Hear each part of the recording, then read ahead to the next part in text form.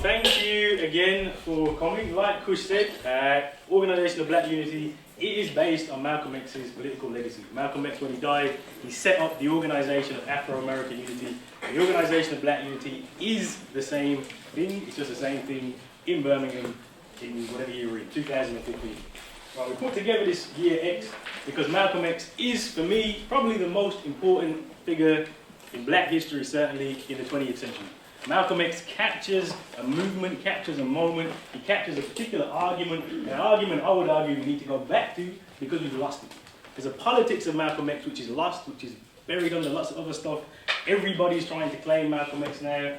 Now he was for civil rights, now he was an integrationist, now he was a Marxist, now he was a jihadist. You can hear everybody say, look, they're claiming bits of Malcolm X. And that's absolute nonsense.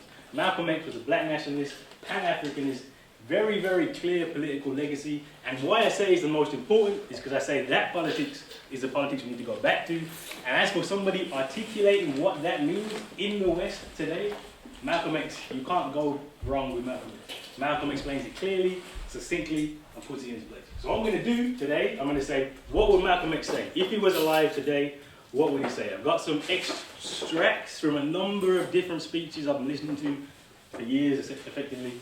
And I'm going to really try to apply them to stuff which is really happening right now. So some of the things we're going to talk about are jihadism. Some of the things we're going to talk about are Blacklivesmatter. And we're also going to talk very, very much about Organisation of Black Unity. What is it? Why is it? Why is it necessary? And to understand all of this, I take you back to 1965 when Malcolm X was killed. The reason we had it today is because Malcolm X was assassinated 50 years ago tomorrow. We would have had it tomorrow, but my son was born. It's his birthday, so I couldn't do it tomorrow. Right. So we're having it today for that reason. 50 years, 90 years since he was born in May. But in 1965, Malcolm X was articulating a politics. Malcolm X was, I went on the radio a few times talking about Malcolm.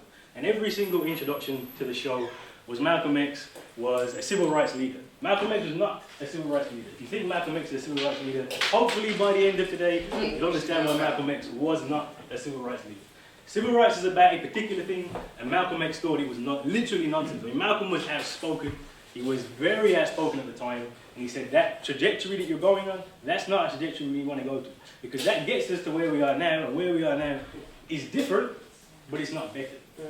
So that's what I'm going to talk about effectively. What would he say? Malcolm X is alive, what's the politics? And I'm going to kick right off actually with the issue of religion. Malcolm X was a Muslim, Malcolm X was a Muslim minister, Malcolm X was previously in the Nation of Islam, but then he left. And at that point, Malcolm's message on religion changed. So I'm going to let Malcolm speak, and then I'll come back to you. I would like to clarify some things that refer to me personally, concerning my own personal position. Can you hear in the back? I'm still a Muslim. That is, my religion is still Islam.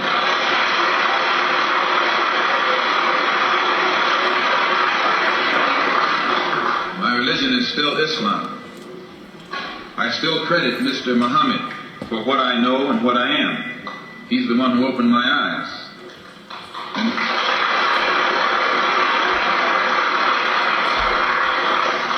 At present, I'm the minister of the newly founded Muslim Mosque Incorporated, which has its offices in the Teresa Hotel right in the heart of Harlem. That's the Black Belt in New York City. And when we realize that Adam Clayton Powell is a Christian minister, he has Abyssinia Baptist Church, but at the same time he's more famous for his political struggling. And Dr. King is a Christian minister from Atlanta, Georgia, but he's become more famous for being involved in the civil rights struggle. There's another in New York, Reverend Galanderson. I don't know if you've heard of him out here. He's a Christian minister from Brooklyn, but has become famous for his fight against the segregated school system in Brooklyn. Reverend Queen, right here, is a Christian minister here in Detroit. He's the head of the Freedom Now Party. All of these are Christian ministers.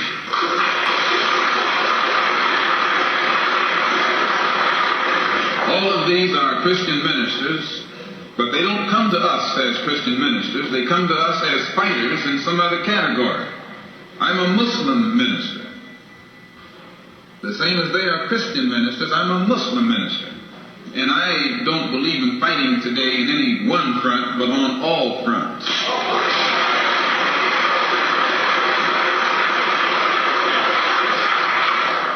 In fact, I'm a black nationalist freedom fighter.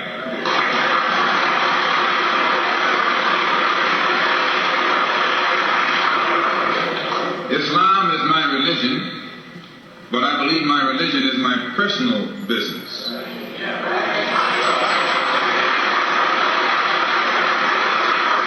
It governs my personal life, my personal morals, and my religious philosophy is personal between me and the God in whom I believe, just as the religious philosophy of these others is between them and the God in whom they believe. And this is best this way. Were we to come out here discussing religion, we'd have too many differences from the outstart, and we could never get together. So today, though Islam is my religious philosophy, my political, economic, and social philosophy is black nationalism. You and I...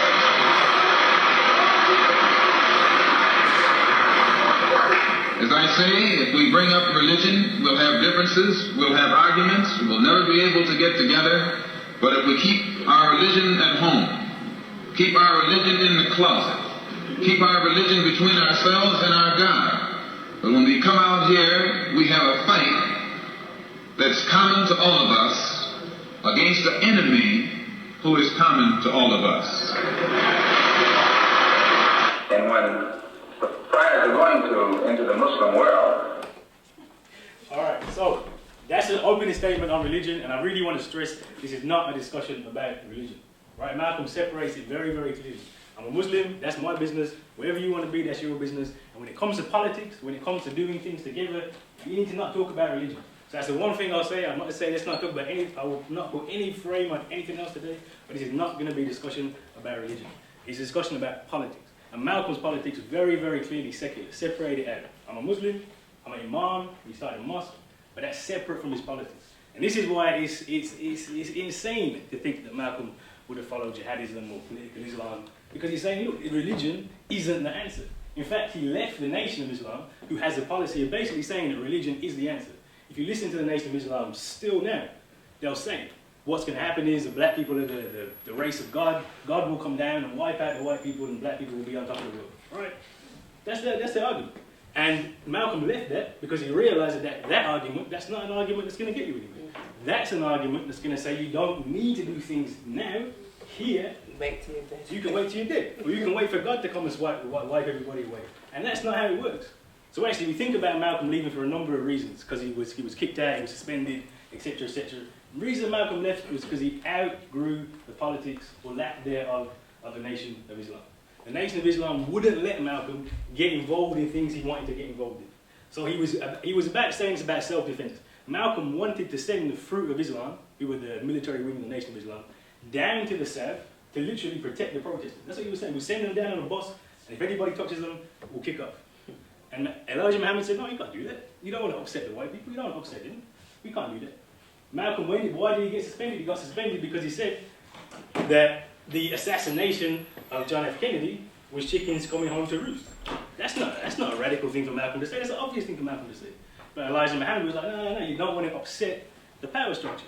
Because actually the Nation of Islam were then, are now, not a radical organisation. They're an organisation that effectively want to have it both ways. We'll say radical things and not do anything radical. Yeah? We'll try and keep in with the government and won't actually try and challenge things fundamentally at the root of things. And that's why Malcolm left. Because he saw that religion isn't the root out of our problems on this earth.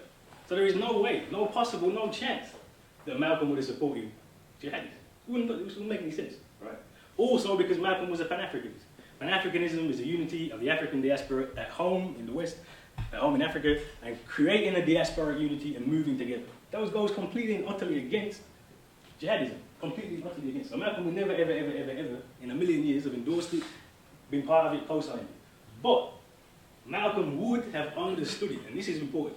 If Malcolm was alive today, he'd definitely condemn it, but he'd understand it. And to understand it is to understand what causes people to do these kind of acts of terrorism. What is it that causes people to go out, strap a bomb to themselves and blow them and loads of other people up, right? It's not Islam that causes people to do that. It's colonialism. It's racism.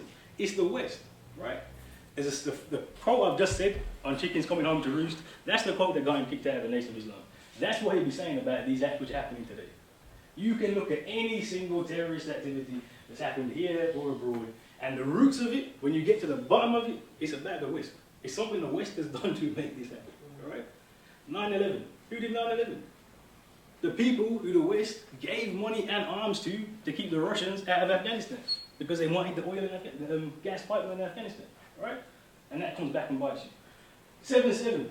Homegrown. What makes homegrown people, homegrown, born in Britain, want to go and blow up other people born in Britain? Marginalisation, anti-Islamophobia in the nation, and the Iraq War. That don't happen without the Iraq War. You know, with the Iraq War, that was the best recruiting thing for terrorists that ever happened. They play these videos of little babies getting shot up, killed up, and blown up, and this is what effectively motivated people to take those steps. Yeah. Lee Rigby's hacked to death on the street. The justification that's given is drone strikes. Because when they do drone strikes, what do they say? The whole world is a battlefield, and if you're a soldier, you are always a legitimate target to be killed. If you actually listen to the people who did it, that's what they said. That's why we did it, because the rules of the game have changed because of the West. Yeah. ISIS, we keep talking about Islamic State. Islamic State can't exist without the Iraq War. The Iraq War devastates Iraq, and now you have ISIS. Yeah. Now this isn't to condone any of it, and Malcolm wouldn't condone any of it. But if you want to understand it, you have to understand the roots of it. Western colonialism, and this is chickens coming home to roost. If you sow violence and hatred into the world, you will get violence and hatred back. It's as simple as that.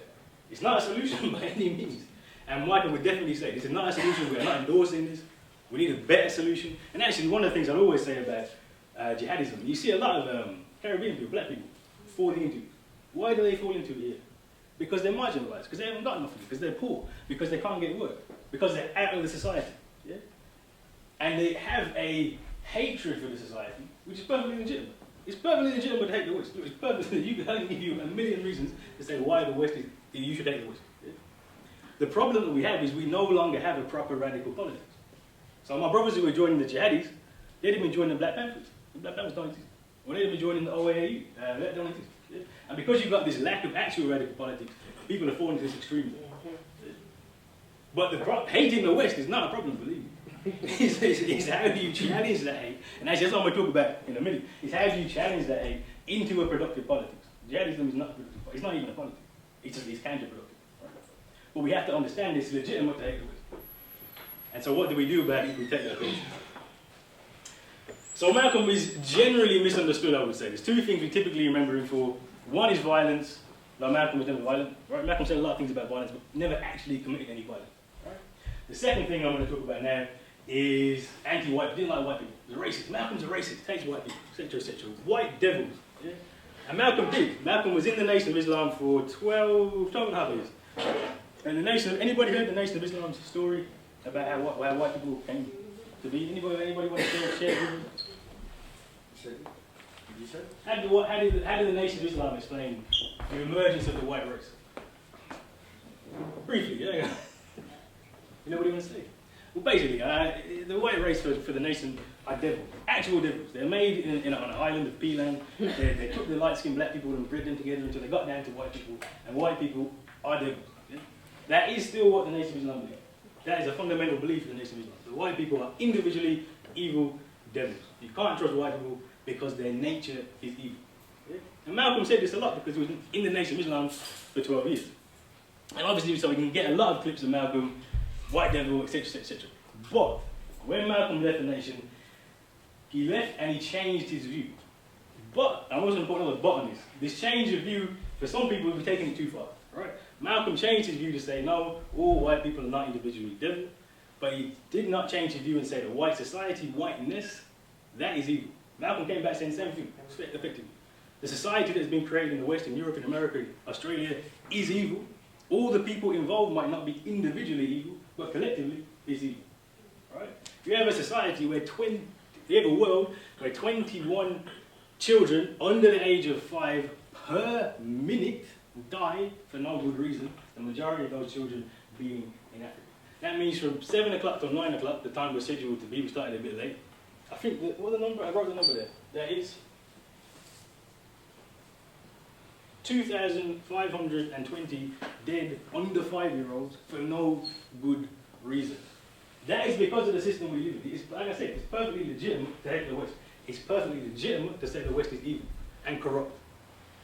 It's something else to say that all individual white people are corrupt. And Malcolm switches from this. And I've got the next clip is a clip of Malcolm talking after he goes to Mecca and sorry, I missed it.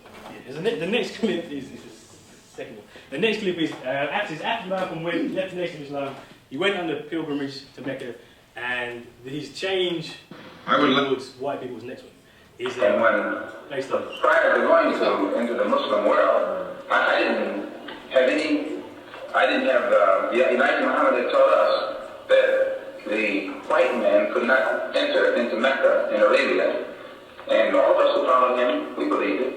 And he said the reason he couldn't enter was because he's white and inherently evil.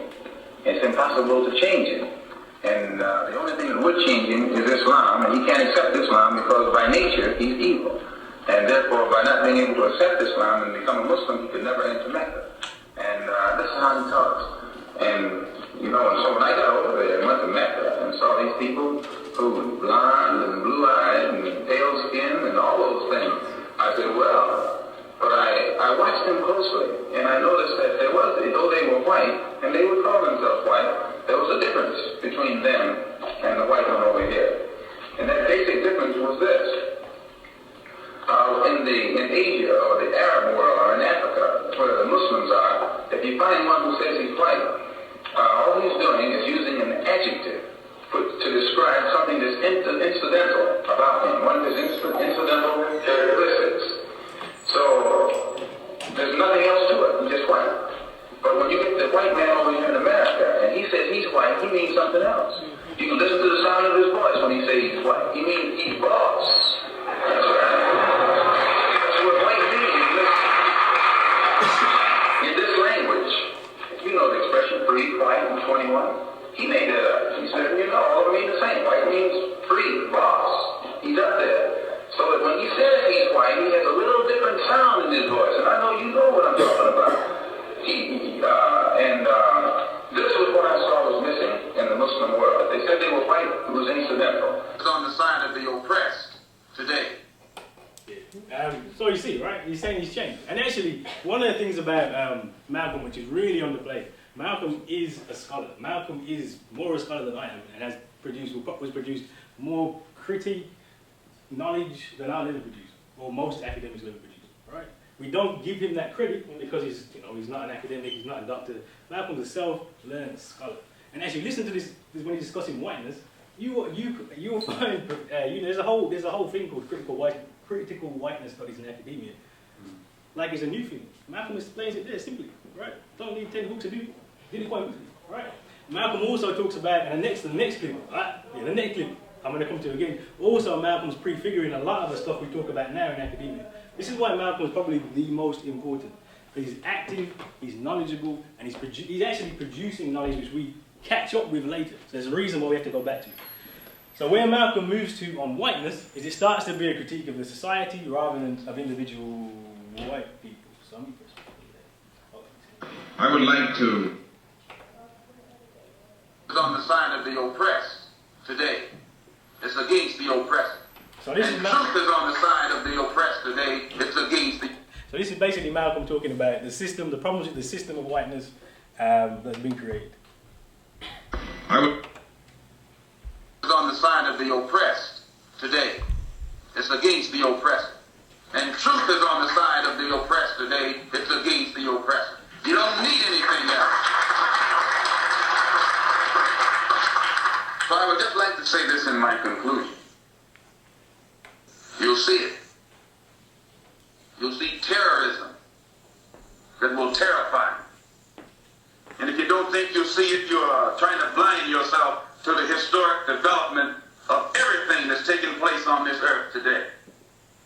You'll see other things. Why will you see them? Because as soon as people realize that it's impossible for a chicken to produce a duck egg, even though they both belong to the same family of fowl, so-called fowl. A chicken just doesn't have it within its system to produce a duck egg. It can't do it. It can only produce according to what that particular system was constructed to produce. The system of this country cannot produce freedom for an Afro-American. It is impossible for this system, this economic system, this political system, this social system, this system, period. It is impossible for it, as it stands, to produce freedom right now for the black man in this country. It's impossible. And if ever a chicken did produce a duck egg, I'm quite sure you'd say that it was certainly a revolutionary here before. All right, so that's Malcolm, right? It's like a chicken producing a duck egg, right? The system, what he's arguing is that the society is so fundamentally racist, you cannot change it. And if you try to change it, you're just going to get the same thing again and again and again. Anybody who studies race and racism at university level will have come across something called critical race theory. That's the argument with critical race theory. Racism is fundamental to society. When I read this, I was like, this isn't new. Malcolm said this in 1964, right? So actually, Malcolm as an intellectual has got it right. And he's got it right 50 years before anybody else got it right. The system we live in is fundamentally incapable of producing the changes that we want to see. And this is why I would say, because when we talk about Malcolm, people often say there's a different Malcolm after he leaves the Nation of Islam, he changes his views, he becomes hold hands, yada, yada, yada. Actually, that's not true at all. I've been listening to Malcolm's speeches generally for a long time, but particularly building up to this every day for a few weeks, right? From 59 to 65. There is very little difference in his message. Some of the words change around a little bit, but his fundamental argument stays exactly the same. And there's two prongs to that argument. The system is racist, so racist, why do we want to be a part of it? And this is the crossroads that we came to in the 60s. And we came to those same crossroads here. We were in a point where we said, look, we haven't got racial equality, what do we do? And you had the civil rights movement saying, let's access, let's reform, let's change it, let's become part of it and change it, shake it up, etc., etc. And Malcolm was always on the side that says, you can't do that. There's no point in doing that. Because the system is fundamentally against you, so when you become part of it, you just reproduce the same inequality. Right? And in the Nation of Islam, he says it a bit differently. In the Nation of Islam, he says, why would you want to integrate with this wicked race, this wicked white man? But when he comes out in the Nation of Islam, he just says, why would you want to integrate into this racist society? Right? It's the same argument, just said in a slightly somewhat different way. And that's fundamentally important to how we have to understand Malcolm's message. His message is you cannot possibly ever have equality within this society. So what do you need? You need revolution. It's about revolution. That's what Malcolm's about. He's not about civil rights. He's not about reform. It's about revolution. And how do we get revolution? Because we need to have an entirely new system. The system cannot do what we want it to do. And if you look at society today, I think it's almost impossible to say that Malcolm wasn't right. Particularly America. America's very, very easy to look at. And I'll come to Britain in a second. But America's super easy to look at. 50 years since, 50 years this year too, of the Voting Rights Act, which is the second piece of the big civil rights legislation. It's 50 years since the I Have a Dream speech march on Washington a couple of years ago. Actually, interestingly about that I Have a Dream speech, anybody know what Malcolm said about the march on Washington? What he called it? He called it the circus. Circus. He said circus. He said the farce on Washington. Hollywood couldn't have topped it. Malcolm X was not a civil rights leader. Really, really wasn't a civil rights leader. Malcolm X is very, very critical of that argument. But if you look at what's happened since 1960s to 60s in America, some people have done quite well. Most people have done terribly. Actually, the black masses in America are trapped in ghettos, which are actually worse. The actual poverty rate in parts of America is worse than it was in 1965 than it is now. You also have mass incarceration, which didn't exist. It's so bad in America that I can't actually believe how bad the situation is. When you actually think about it, it's horrendous. The incarceration rate for black African American men, almost 1 million in prison. You're basically 30% likely, if you're born today, as a black man in America, to go to prison or to go into some kind of incarceration area. If the age between 20 and 34, 1/3 of African American men in that age range are either in prison or on parole. 1/3 of all African American males aged between 20 and 34. That is literally unheard of. Literally unheard of. The incarceration rate per 100,000 of African American men is 4 times higher, no, 4 or 5 times higher than it was in apartheid South Africa. And it's only actually comparable to internship in wartime when people get interned and they start taking everybody off the street. That's the only comparison. What we actually have in America is a new slave system. The prison system in America is effectively a new slave system. The new Jim Crow is what Michelle Alexander, it's a great book, I recommend you read it if you're interested. The new Jim Crow made this argument, this is what's happened. So we have civil rights gains, some middle class people, wonderful, but actually, a lot of people left in prison. And then when you take poverty, when you take police brutality, when you take murders, about 7,000 African American men are murdered a year in the States. It's difficult, not difficult, it's impossible to argue that America is better now for black people than it was in 1965. It's better for some, worse for the majority. All right? This is what Malcolm says. The UK is the same, right? But the problem we have in the UK is that we tend to look at the UK as just the UK. What happens in our national borders? Yeah? If you look at what happens in our national borders, things have got a bit better. But actually, things are still pretty bad within our national borders. But to make a proper comparison, you have to remember that the slave ownership wasn't in Britain. It was in the Caribbean. So if you're going to analyse what's happened to black people in Britain, you have to analyse what happened to black people in the Empire. Yeah. And if you take Jamaica, it's actually worse than America for all of these indices. Yeah? We can't just look at Britain and say, look, Britain, we've made a bit of progress. And again, the progress in Britain is pretty slow. Education-wise, it actually hasn't got much better at all. It's just different. Yeah? Prison in Britain, we're actually more overrepresented in the prison population than just a much smaller prison population in general in Britain. We have ghettos in Britain that's not as big. We have that you're 5.5 times more likely to be murdered if you're black in Britain. So you can see exactly the same things in America. It's just not as extreme. If you look at the Caribbean, you can see the extremes. In fact, the extremes are much worse in the Caribbean. So what Malcolm's saying is, in 65, he's predicting this. He's saying if we go down this integration, what we're going to get is token integration. Something for some of you, but for most of you, life isn't going to get any better. It's probably going to get a bit worse. And that is exactly and precisely what has actually happened. Which is why I say Malcolm is the most important person, because he was 100% right. And we need to go back to that politics and find out what his solutions were. There's a reason Malcolm's assassinated, and it's because he's right. If Malcolm was wrong, he wouldn't be assassinated. They don't assassinate people who talk nonsense. Effectively, it's true. All right, so the next clip I have is policing. Talking about policing. I brought in the idea of policing, police brutality. America's system has brought up this thing very, very vividly with the murders, let's call it what it is, Eric Garner, Mike Brown. That's just a couple of people. This happens all the time in America. This is a feature of American society, is black people being killed by the police. Regularly, every day. Yeah? And there's a clip I've got from a speech Malcolm gives in 62, I think it is, in LA. And he's talking, there was an indictment actually, they were trying to get an indictment against the police for brutality against a Nation of Islam robber.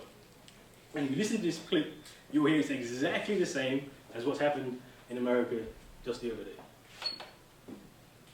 I would like to clarify some things that refer to me personally concerning my own personal position.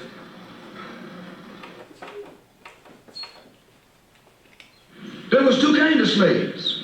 There was the house Negro. Here, before the grand jury.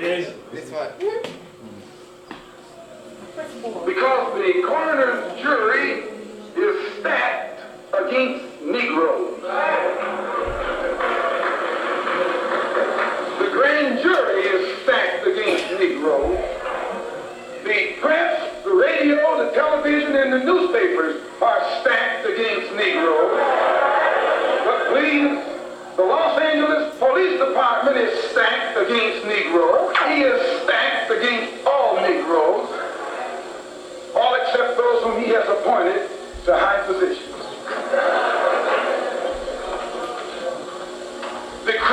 The controlled press, the white press, inflames the white public against Negroes. If the police are able to use it to paint the Negro community as a criminal element, the police are able to use the press make the white public think that 90% or 99% of the Negroes in the Negro community are criminals. And once the white public is convinced that most of the Negro community is a criminal element, then this automatically paves the way for the police to move into the Negro community, exercising Gestapo tactics, stopping any black man who is on the sidewalk, whether he is guilty or whether he is innocent, whether he is well dressed or whether he is poorly dressed, whether he is educated or whether he is dumb, whether he's a Christian or whether he's a Muslim. As long as he is black and a member of the Negro community, the white public thinks that the white policeman is justified in going in there and trampling on that man's civil rights and on that man's human rights. Once the police have convinced the white public that the so-called Negro community is a criminal element, they can go in and question, brutalize, murder unarmed, innocent Negroes, and the white public is gullible enough to back them up. This makes the Negro community a police state. This makes the Negro neighborhood a police state. It's the most heavily patrolled. It has more police in it than any other neighborhood, yet it has more crime in it than any other neighborhood. How can you have more cops and more crime? Why? It shows you that the cops must be in cahoots with the criminals. There was two. All right, so Malcolm X, 1962, and literally you could say that about today, right? That's how right the man was, right? Because he saw this is how the system is, and it re-perpetuates itself like that. And actually in the States, particularly, the criminal justice system, like I said before, it has become the new Jim Crow. It has become a new form of slavery. They actually, within the prison in America, they even get people to make stuff. So it literally is slavery in America, because they actually are making stuff for the society, community, economy, etc., etc., etc. All right. Now I'm gonna switch now to probably a bit more controversial bit, right? Malcolm was outspoken, so we're just gonna tell it like it is. We're gonna tell it truthfully. Okay? And what made the Black Lives Matter thing for me interesting was that it happened at all, right? Black people dying at the hands of the police, black people dying generally, black people being incarcerated. This has been going on for the last, it's 30 years or so, building up. Yeah? You have probably, if you go to some of these ghettos in America, it's like being in the third world. Like literally, it's like being in the third world. I remember when Hurricane Katrina happened and had it on the news. First thing I saw was, well, Africa, something's happening in Africa. Right? No, that was America. Because that's what it's like. Ghettos in America are like the third world. Not even like the third world, they are the third world. Yeah? So you have all these conditions of poverty, degradation, etc., etc. On the other hand, though, the civil rights movement has opened up the society enough so you have black people doing the right. You have a number of black people in America, particularly in Britain as well, who are doing okay, who are doing fine.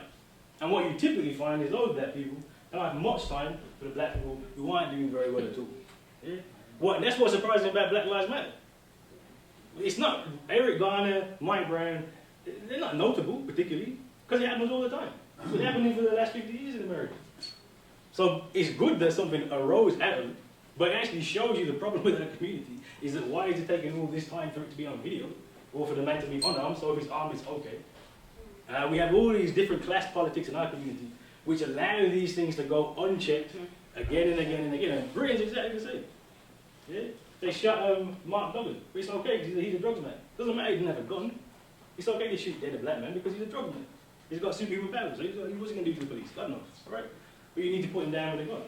And we accept this as a community because, and this is the more controversial bit, is that we have become part of it. It's not just an argument that Malcolm's making, saying that if you go along this route, you're going to become part of the system. Actually, we have become part of the system. We have started making the same arguments that the system makes. I did some research on Saturday School movement. And I was trying to find radical politics, the politics of liberation in the Saturday School movement. And you know what I actually found was a lot of conservative black people blaming the parents for the problems in the kids. No, seriously, that's what I actually found. Yeah? As in 40, 50 years ago, if you read the stuff that happened and you talk to people, it's the schools are racist, the schools are the problem, the schools are not doing things for our kids. Talk to the same people now, it's the parents. The schools have got off the hook, it's the parents, it's the kids, it's the community. Yeah? We've started making those same arguments too. We have become very much part of the system, which is very much part of the problem. So I'm going to play this clip. It's a bit of an extended clip, it's about 4 or 5 minutes. One of Malcolm X's most famous speeches, parts of speeches, and one of the most important as well, where he talks about the divisions between the black community. Number 5. Alright, I'm just going to start it again. 1, 2, 3, 4, 5. There was two kinds of slaves. There was the house Negro and the field Negro. The house Negro, they lived in the house with master. They dressed pretty good. They ate good because they ate his food. But he left. They lived in the attic or the basement, but still they lived near their master. And they loved their master more than the master loved himself. They would give their life to save their master's house quicker than the master would. The house Negro, if the master said, we got a good house here, the house Negro said, yeah, we got a good house here. Whenever the master said we, he said we. That's how you can tell a house Negro. If the master's house caught on fire, the house Negro would fight harder to put the blaze out than the master would. If the master got sick, the house Negro would say, what's the matter, boss? We sick. We sick.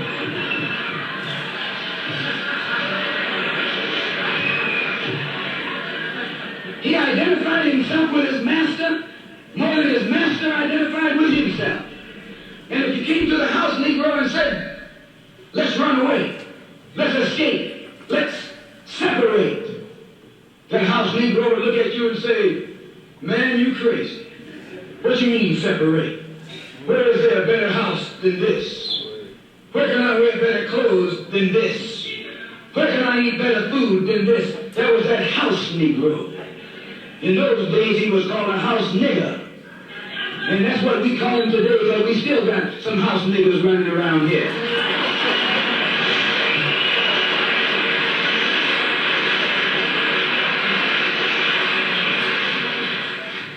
This modern house Negro loves his master. He wants to live near him. He'll pay 3 times as much as the house is worth just to live near his master. And then brag about, I'm the only Negro out here.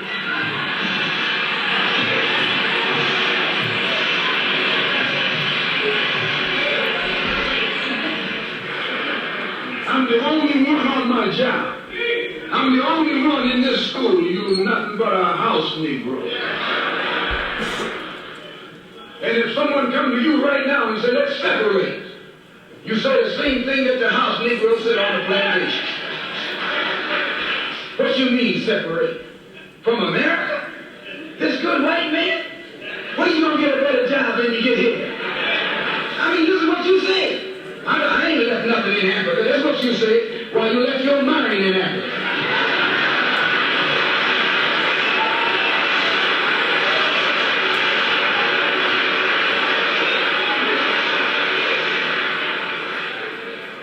On that same plantation, there was the field Negro.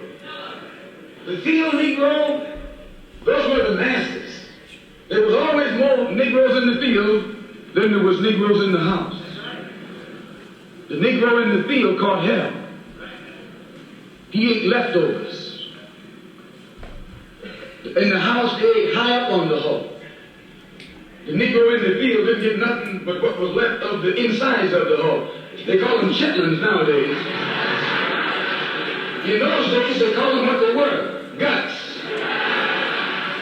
That's what you were, a gut eater. And some of you all still gut eaters.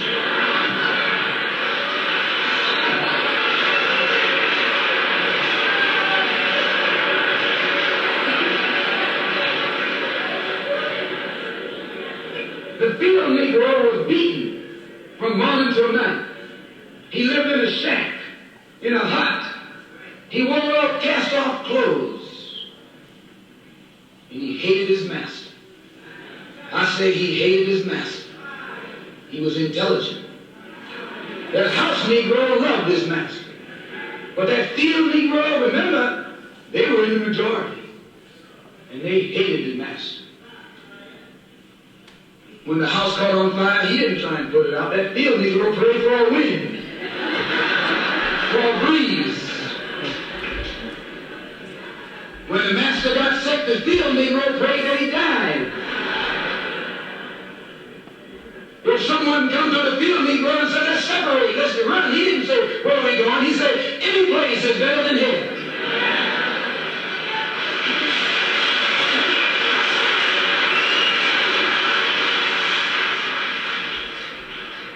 You got field Negroes in America today.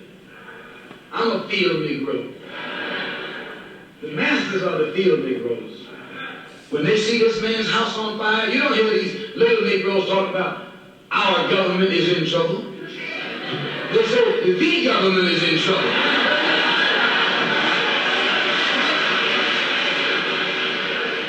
Imagine a Negro, our government. I even heard one say our astronauts. They won't even let him get a plan. And our astronauts, our Navy, that's a Negro that's out of his mind. That's a Negro that's out of his mind. Just as the slave master in that day used Tom, the house Negro, to keep the field Negroes in check. The same old slave master today has Negroes who are nothing but modern Uncle Toms, 20th century Uncle Toms, to keep you and me in check, keep us under control, keep us passive and peaceful and non-violent. That's Tom making you non-violent. It's like when you go to the dentist and the man is going to take your tooth.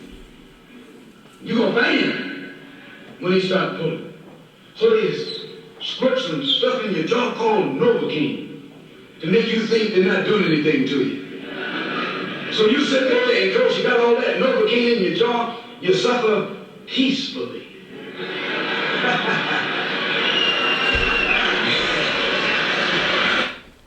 Alright, so, as Negro, field Negro, really important for understanding Malcolm and understanding Malcolm today, right?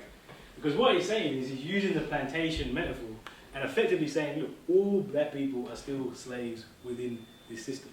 Yeah? So it's making a distinction, as Negro, field Negro. As Negro was still a slave. They had it a bit better than the field Negro, but they were still a slave. And he uses this metaphor to say that, yeah, even though you might have a decent job, you might have a decent car, you might have a decent life, you are still a slave. Yeah? You are still on the plantation.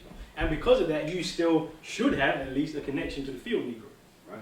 So it's really laying out the class politics. And you can see this very, very, very, very clearly. Yeah? There is a clear distinction between the middle class and the not middle class. They don't even call it, this is two, right? Middle class and not middle class. Right? And one of the things that came and really showed me this the other day was, there was a discussion on Facebook, and this question was, is it better to be black in Britain or to be black in America? Now, I just went on a whole rant to tell you how bad it is in America. There is no doubt it is worse to be in America than it is to be in Britain for the average black person. However, if the question is it better to be black middle class in Britain or black middle class in America, you're better off in America. Yeah. Right? Yeah. And that's the problem with the system that's been created. That is the legacy of the civil rights movement, which is a civil rights movement that opens it up for the people who were close to the top. And that's not even accident, that's on purpose, right? That whole movement was based on respectability, on doing the right thing, and keep trying to. What did Martin Luther King call it? We need the white man as much as the white man needs us, etc., etc., etc. We need the brotherhood and party. We need to make them change. Use our soul force and our capacity to love to transform. I can't even say it. I can't get to the end of the quote, right? And Malcolm was the same on that. He's like, oh, come on. Just really think that moral argument is going to win the day? It's something Malcolm's saying. The moral argument ain't going to get you nowhere. The moral argument, at best, will get you token integration. And token integration gets you what we have now. Middle class, you're doing all right. Everybody else is not doing too good at all. And some people are doing terribly. All right? So that's what he's saying, house Negro, field Negro. You can still see it today. And that, for me, is the reason why we don't have a proper politics. Right? Our politics, and for black politics, is all the politics of the house Negro. It's all the politics of civil rights. It's all the politics of reform. Do your best. Don't. Gradualism, incrementalism, let's not rock the boat, let's not go too fast. And that politics benefits people like myself. I'll say it. If I look at my position, I'm a house Negro. I can't say anything else. Yeah? And usually from people like me, you'll hear that politics. Yeah? It's okay, we're getting somewhere, we're progressing, keep on the same road. That's nonsense. The road that we have gone has got us to this point. Yeah? It's good for me, but that don't mean anything for anybody else. Yeah? And especially in the black community, we become very, very, very individualistic. Yeah? I look after my family, they look after their kids, etc., etc. What can I do for self? Yeah? And we've forgotten the connection to the field Negro. We've forgotten the connection to the masses. We've forgotten that we are all still enslaved by the system of capitalism and whiteness. And we all need to come together to push forward. And we just don't have that politics anymore. That would be a key message from Malcolm X. Is how do we engage with the field Negro? How do we engage with the masses? Because the masses who have to be on side politically, we are going nowhere. We're going in a cul-de-sac. We're going in the wrong direction. Yeah? Just because you're going forward doesn't mean you're making progress. The question? Yeah, I just wanted to know your explanation of why the black middle class is better off in America than here. Yeah, so if you look at America, affirmative action is one reason. So they actually had law. There was a legal, the frameworks collapsing a little bit. But you had actually, one of the civil rights gains was affirmative action. People get jobs, get employed. In America, there's more space for black people to do well. So actually look, there's quite a large middle class in America. Black professors, if you compare Britain, example, black professors, black professional jobs, etc., etc. Look at the entertainment industry. It's not much, but it's marginally better, probably, right? But there's probably more opportunities for black middle class, right? So you have, so for example, in university lecturers, for example, it's probably more black British university lecturers teaching in America than there are teaching in Britain, because in Britain the opportunities have been really, really, really, really small. In Britain, those opportunities they're opening up, but not to the same extent. And also in America, because you have a bigger middle class. You have middle class networks, middle class collectives, middle class communities who will bring through other middle class people. That makes sense. Are you saying that colour becomes less relevant once you enter the middle class in America? Sorry, what are you saying? Are you saying colour becomes less relevant once you enter the middle class in America than it does here? Yeah, probably. Probably say America. I would say the main difference between the US and the UK or in France, talking about France as the country of my father. My father comes from Martinique, okay? It's not the same experience at all. We came in the 60s, in the 70s, or even in the 80s in this country from Benin, Jamaica, Martinique, Dominica, all these countries, or even India, okay? So our parents had to start everything from pretty much from scratch when they put their feet on that land. Now, it's not an argument I want to make, you know, but the US experience is quite different. Okay? So I would say after the abolition of slavery in the US, some people more or less stayed poor or kind of managed to rise up a little bit socially, and some other people did rather well. You know, you've got instances like this also in Jamaica, in Martinique, and in all, I would say the US, you know, West Indian, Afro, Caribbean diaspora, you know. So I think, you know, it's two different streamlines, basically.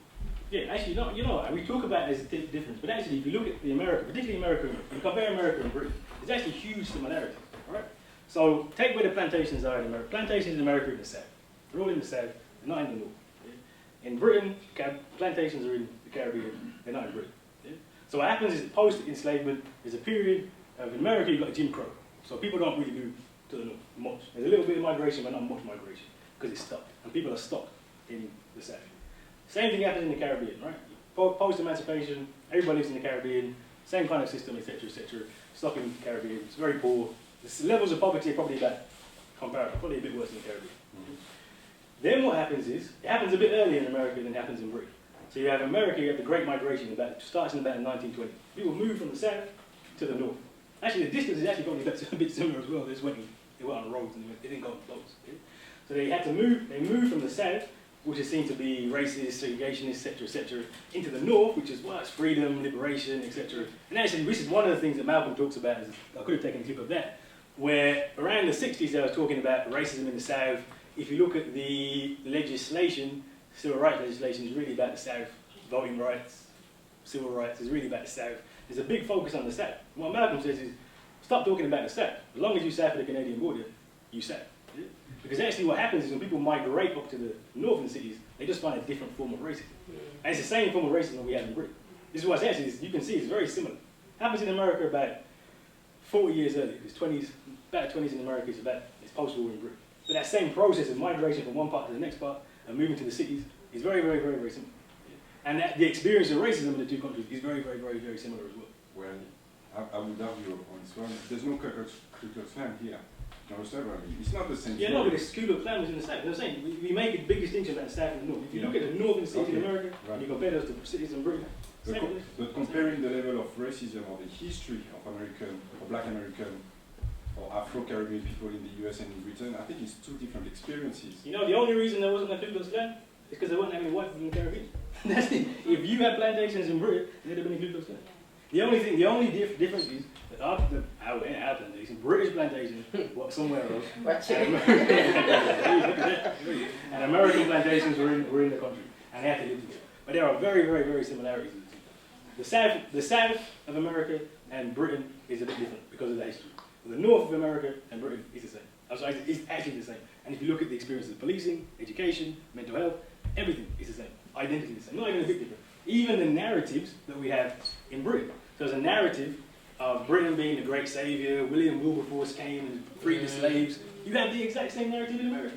We're going to the North, where it's liberation, we're going to be free, etc., etc. The parallels in northern cities in America and Britain are far more alike than they are different. The South is different. The South is different, I'll give you that. But the South's a lot like the Caribbean, with that there's more white people in the South. But also importantly is that overt racism isn't what we should be marking at. Yeah? So you don't have the Ku Klux Klan, you still have the overt same system of racism. In fact, there's a strong argument that the South of America is effectively a colony, the same way that Jamaica is effectively a colony. And the economic relations of the colony are very similar to both. It's less white people. There's less white people in the Caribbean. You have a question? A couple of points. Sorry, my brother at the front was waiting first. Okay, yeah. I mean... Well, my brother at the front was waiting. All right. No, I just wanted to clarify something as well. You already said recently there was a report that there was only 17 black professors in university across the whole of the UK 2015. That's a report. But anyway, I just wanted to say something else. I wanted to see what you'd say on this. For example, I wanted to liken London to a city-state. I want to liken it to a city-state at this point in time because of the economic, political, and social context that it's in at this point in time. For example, what you have is in certain areas concentration of certain so-called ethnic minorities. For example, the Turkish community and the Jewish community. I just wanted to highlight those two communities because of the national solidarity they have, not just national solidarity, but also religious solidarity. I'm not saying it's that simple, because it's not that simple, there's always infighting. But on the whole, you can see that there's some form of solidarity that allows them to have some sort of economic strength, right? Which is substantial. It's a substantial amount of economic strength, especially there. And that's done through social reproduction. So that's the way that mentality is perpetuated through the social reproduction process, right? So I'm just going to ask you this straight question. I've asked it before. I haven't got an answer from it, or it's been diverted. But what constitutes being black? Because if you try and unite, you know what I'm saying, if you try and unite people now on what being black is without any sort of religion or anything, just based on being black, that's a very, very, very difficult thing to do. I'm going to get to that. I'm going to get to that. You say you're not going to slide it. I'm going to get to that. Don't worry. If I don't get to it, bring it up again, but I'm going to get to it. So you're not going to slide it? No, it's not like that. I got a clip for you and everything. But if I don't get it properly, come back to me. Yeah. Just a couple of points. The first one is that in addition to the factors which you listed that played out in terms of making the development of a black middle class in America possible, I think one of the factors that's been missed is the sheer size of the black population in America. There are about 30 million black Americans. Here, the black community is minuscule. And if you look at where it resides, places like Wolverhampton, Dudley and so on, it's actually scattered. That's the first point.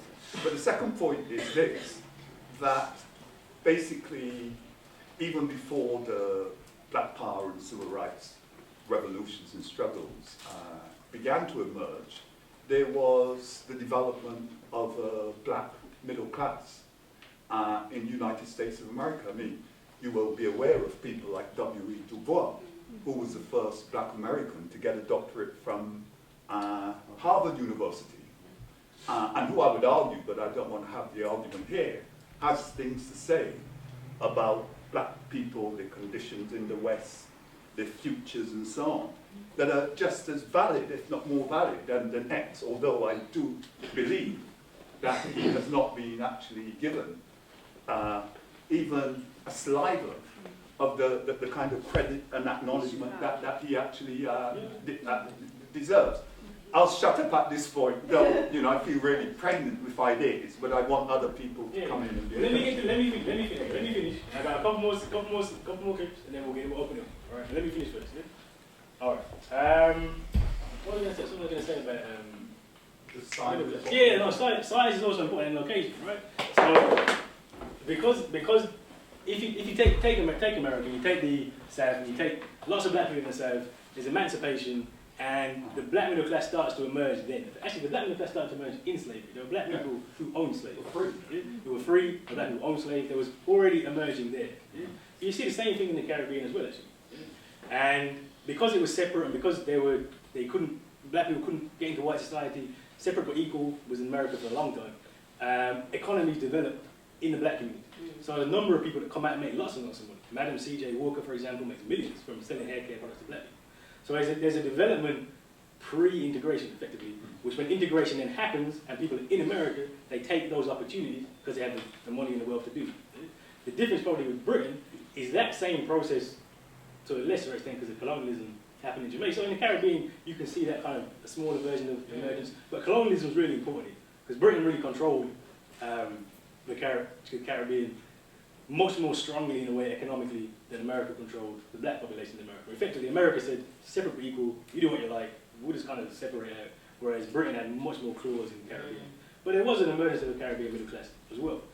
Because the Caribbean isn't in Britain, when civil rights opens up the society, those people can't really take the same advantage that the emerging middle class in America could take, if that makes sense.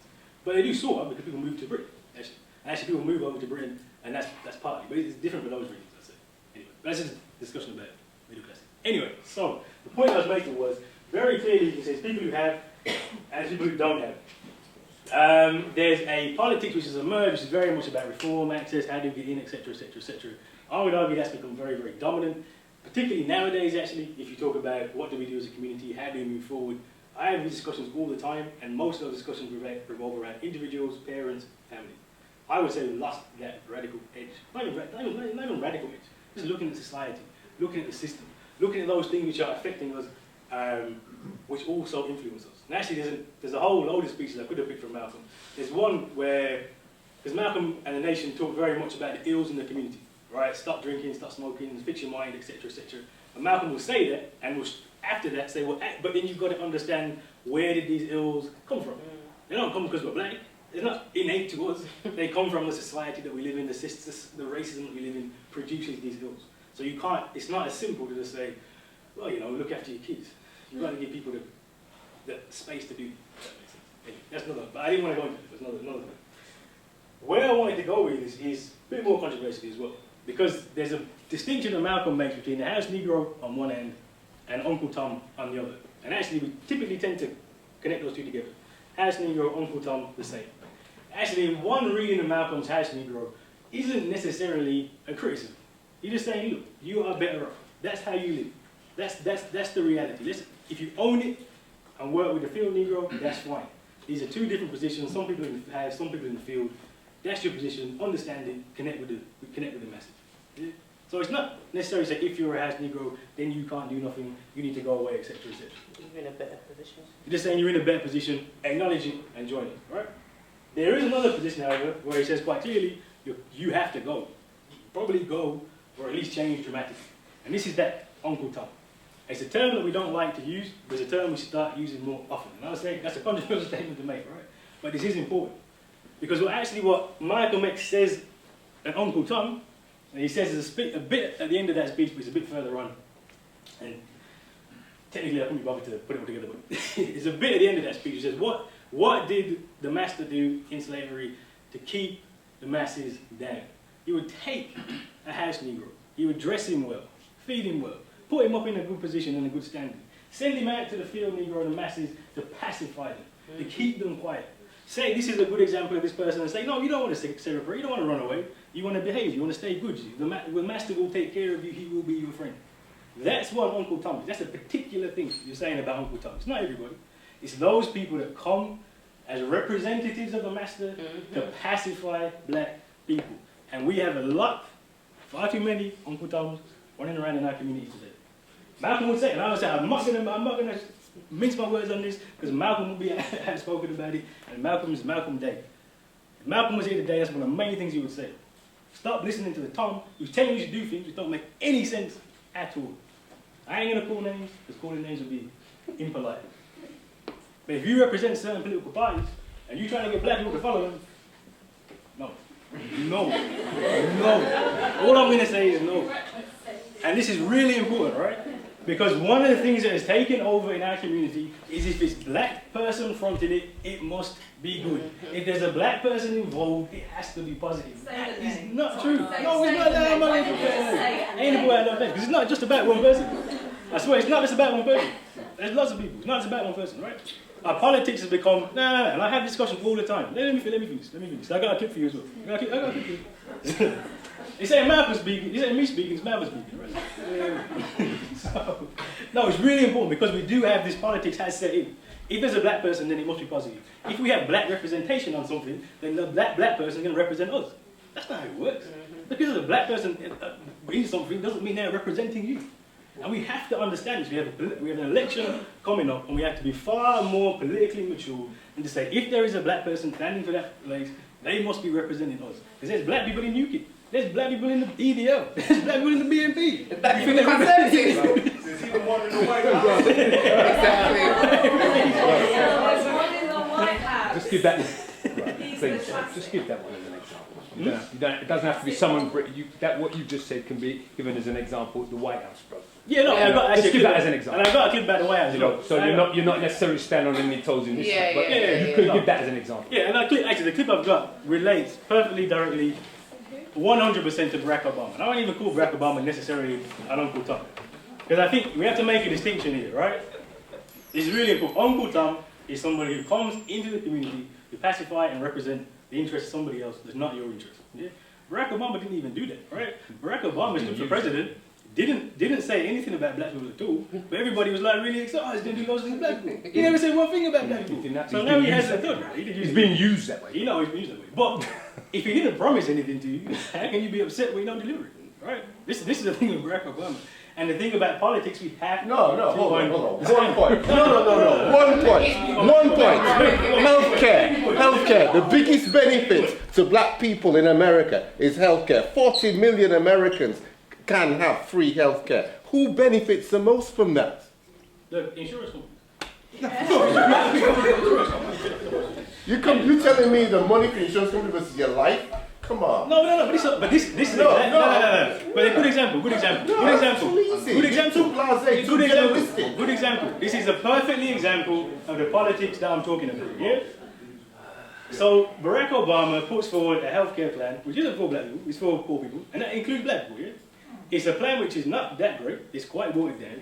It's a plan which mostly benefits the insurance companies. Yeah. It makes things a bit better because you get insurance, and we want black people to have insurance. But I'm supposed to be saying, yeah, praise this not very good healthcare plan. No, we can't just praise things because they look like they're something. We have to be saying, what are you doing something more fundamental? And if you look at Barack Obama, you have to say, no, he isn't. But I'm not blaming him. I'm not blaming him. But that's not his job. You're completely disregarding the battles he had to fight to get what he's got. And his view was this wasn't the end of the battle. But it's as far as he can take it in the time that he's got. All right, then, well, let's look at some statistics. It's up to someone else to take it further. It's an intergenerational battle we've got. Let's look at some statistics. Under Barack Obama, poverty for black Americans has got worse. The murder rate for black Americans got worse. The incarceration rate for black Americans has got worse. The health care of black Americans has got worse. Every single indicator in the last 7 years now has got worse for black people. And this is what I'm saying. Just because you're going forward doesn't mean you're progressing, right? Just because something happened which seems like it might be good doesn't actually mean it benefited you at all. Look, you can look at the civil rights gains and say, well, look, you can vote, you can get jobs, you can do this. But it's going in the wrong direction. It's never going to produce what we need to produce. Yeah. And all I would say is for Barack Obama, this isn't even a criticism. Let me finish this. Let me finish this point. This isn't a criticism of Barack Obama. This is a criticism of us. Because we shouldn't expect it. Because a politician, any politician, represents their party. Exactly. They do not represent you. Exactly. Simple as that. They're there to represent their party. Whether it's Conservative, Labour, whatever, they represent their party. And what does the Democratic Party in America represent? They don't represent black people. Never represented it, did. You know? So if you want to have a politician that represents you, you need to have political power in your community. And political power in your community is not gained by having black faces in parties that don't represent you. That's the point. That's the point. There's a clip of Malcolm I'm going to play. It's backing me up on this. There's a clip of Malcolm I'm going to play. On 6, yeah? Yeah, about 6. And he's saying, somebody asked him, interview where they're asking Malcolm, they're saying, there's black politicians. I think that's the key question around here. One, there are Negroes now holding prominent place at the federal level. Dr. Weaver and I don't mean those kind of Negroes who are placed in big jobs as window dressing. I refer to a Negro politician as a Negro who is selected by Negroes, who is backed by Negroes. Both of those Negroes have been given those jobs by the white political machine, and they serve no other function other than as window dressing. Well, that's true. Any Negro who occupies a position that was given to him by the white man, if you analyze his function never enables him to really take a firm, uncompromising, militant stand on problems that confront our people. He opened up his mouth only to the degree that the political atmosphere at the time would allow him to do so without rocking the boat too much. And see, that's the point I'm making, right? And I'm sorry, but you have a black president in America, you have Eric Garner, the grand jury decisions. The president comes on television and basically says, this is really, really bad. I'm not going to do anything about it. He says enough, as much as he can, not to rock the boat. Barack Obama, as a black president, and I said this at the time, one of the worst things you could ever have for racial issues is a black president. Because a black president can't be black, right? He can't be black. The president represents the entire population. He don't represent black people. So the president is limited in what he can do because he has to represent the entire population. Barack Obama starts being too black, he don't get elected. He don't get elected for a second term. So he's extraordinarily limited in what he can do because he can only open his mouth a certain amount. Right? There actually are things Barack Obama could have done in these cases. There are federal laws he could have insisted were implemented. He didn't do it. In fact, ironically, it was George Bush the first who took the most, in terms of this particular issue about do you prosecute the police or prosecute people under civil rights legislation if the local, state level haven't done their job properly. It's actually George Bush the first. He's the only president to use those laws. White man, black man could never do it. Because if he did it, you get press would fall down and then the whole world would collapse. This black man, what's he doing in the party, etc., etc., etc. We have to remember the president, any president represents the whole country, and any politician represents their party, and you are not their party. Unless we have a black party, then they'll be your party. But at present, that's how the system works. That's what, that's definitely what Malcolm would say, and I can't see outside of it. Did you ever see you going to say something? You just answered the question. The point is, all right, yes, you can talk about what Barack Obama hasn't done, but you just said he's got to represent the nation. If he did, it just would be one term, if any. But most importantly, as there are young black Americans, there are young black people around the world who are saying, if he can achieve it, I can. I'm not saying that's the only, and I'm not saying that's an answer, I'm not saying that's the only thing, but psychologically, black youngsters now believe that they can break outside of the ghetto. They can break. So that is a step that is put there. In terms of the politics, you just said it, Malcolm said it before. It represents a system. That system doesn't represent us. That system represents everyone. It doesn't help us in terms of the radical politics that we're trying to get into. So I would say, yes, he can do things, he's doing things incrementally. And as a gentleman say, he's put this healthcare thing forward, and black people aren't massively gaining from it, but they're making some steps that they never had. Where they used to go and sell their blood, they might be able to do things a bit differently. So there's a lot of, there's little changes. It's not great, and I've got to acknowledge that. But most importantly, what I hope you do to Barack Obama is to be a critical friend. Yeah, all right, thanks. Actually, there's one last thing I'm going to play, which outlines Malcolm's political. I'm not going to play it just yet, because there's one thing I want to point out and come to.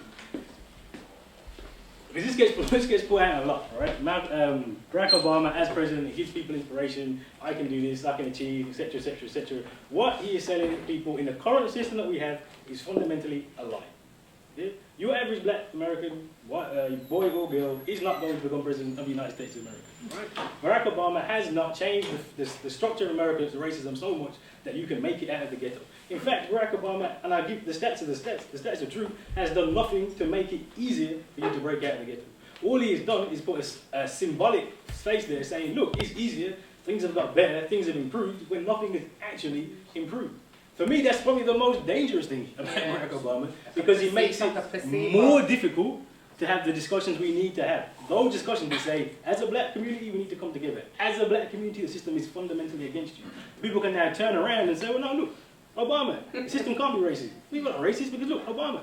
Right? But do you not believe that post-presidential position will give him the opportunity to do something? When you're the most powerful man in the world, but he's not the most, no, and then when you're formally the most powerful man in the world, he's not the most, because as you're saying, he's part of a power structure in which he actually is quite impotent. And when he leaves, he's still part of nothing. He's just ex-Mr. Well, no, that's not right. I believe, and I hope to God I see this, that after he leaves, you will see more influence, more outspokenness on his part.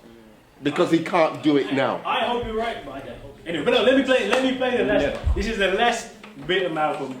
It's where Malcolm outlines the politics, economics, the position that he was articulating before he died, the position that OBU is articulating, and this is what we go back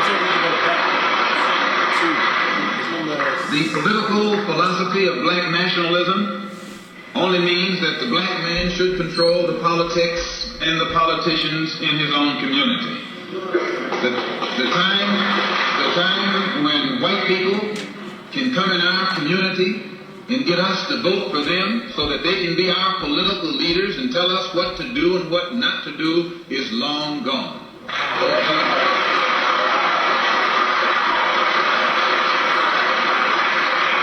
By the same token, the time when that same white man, knowing that your eyes are too far open, can send another Negro into the community, get you and me to support him so he can use him to lead us astray, those days are long gone.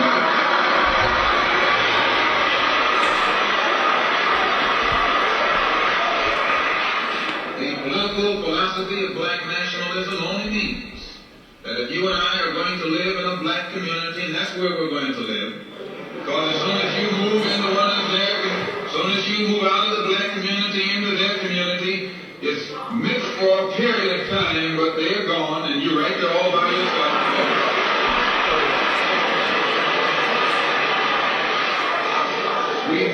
We must understand the politics of our community, and we must know what politics is supposed to produce.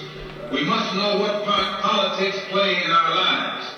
And until we become politically mature, we will always be misled, led astray, or deceived or maneuvered into supporting someone politically who doesn't have the good of our community at heart.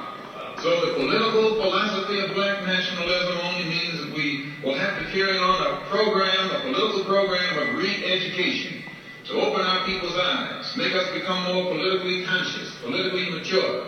And then we will, whenever we get ready to cast our ballot, that ballot will be cast for a man of the community who has the good of the community at heart.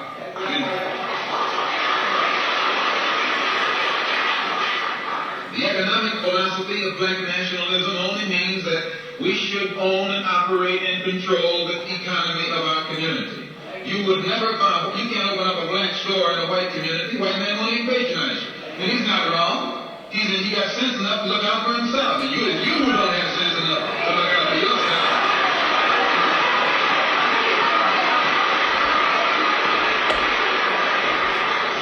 The white man is too intelligent to let someone else come and gain control of the economy of his community.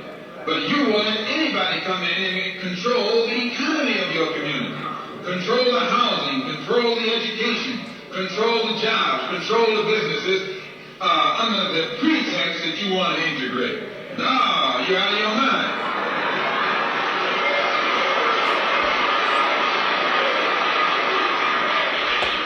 The economic philosophy of black nationalism only means that we have to become involved in a program of re-education to educate our people into the importance of knowing that when you spend your dollar out of the community in which you live, the community in which you spend your money becomes richer and richer. The community out of which you take your money becomes poorer and poorer.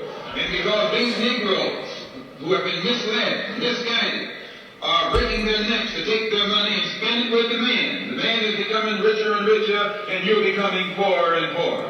And then what happens? The community in which you live becomes a slum. It becomes a ghetto. The conditions become run down. And then you have the audacity to complain about poor housing in a run-down community. Why, you run it down yourself when you take it down.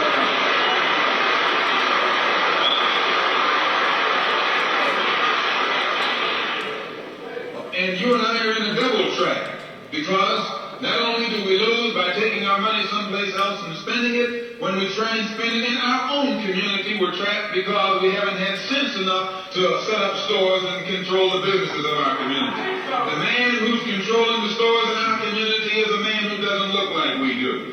He's a man who doesn't even live in the community. So you and I, even when we try and spend our money in the block where we live or the area where we live, we're spending it with a man who, when the sun goes down, takes that basket full of money in another part of the town.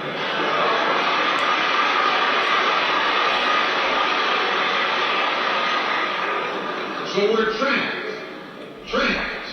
double trapped, triple trapped. Anywhere we go, we find that we're trapped. And every kind of solution that someone comes up with is just another trap. But the political and economic philosophy of black nationalism,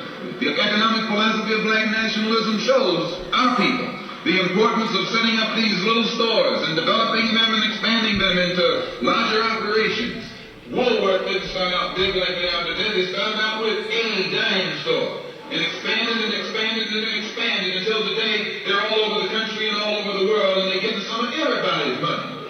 Now this is what you and I in General Motors, the same way. It didn't start out like it is. It started out just a little rat race type operation. And it expanded and expanded until today it's where it is right now. And you and I have to make a start. And the best place to start is right in the community where we live.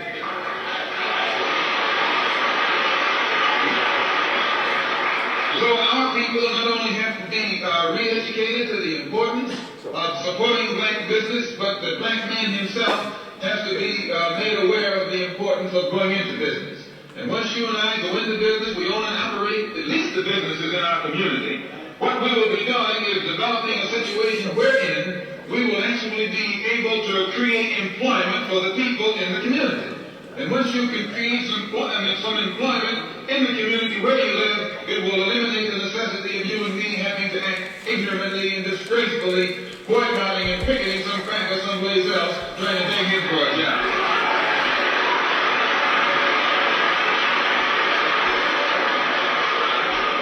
Anytime you have to rely upon your enemy for a job, you're in bad shape.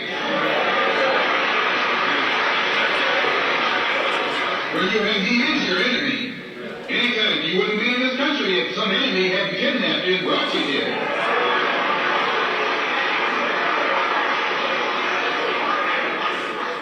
On the other hand, some of you think you came here on the Mayflower.